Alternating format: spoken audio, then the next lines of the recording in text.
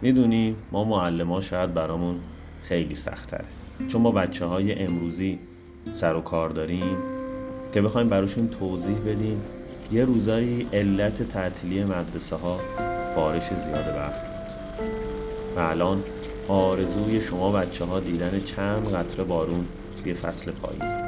واقعا چقدر تغییر کرده همه چی. خب یه جورایی ما همین امروز که با این نسل به قول خیلی‌ها گودزیلاها سر و کار داریم و باهاشون هر روز کلاس داریم، در واقع داریم با جامعه‌ای که بقیه تو 10 سال آینده تجربه میکنن زندگی میکنن. وقتی خاطره ما از بچگی درست کردن خونه برفی تو حیاط خونه ها و گوله برفبازی تو کوچه ها بوده، شما یعنی نسل گودزیلاها همه چیتون شده آنلاین و مجازی و ظاهری.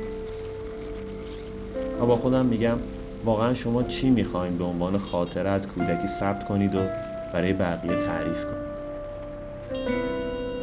واقعا دلم برای شما بچه ها میسوزه، با اینکه همه چی براتون فراهمه اما خیلی چیزها رو از دست دادید.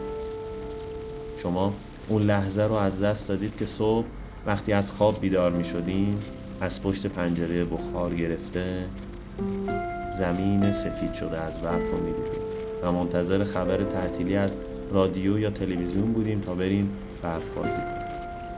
اما خب امیدواریم اون روزها بازم برگرده.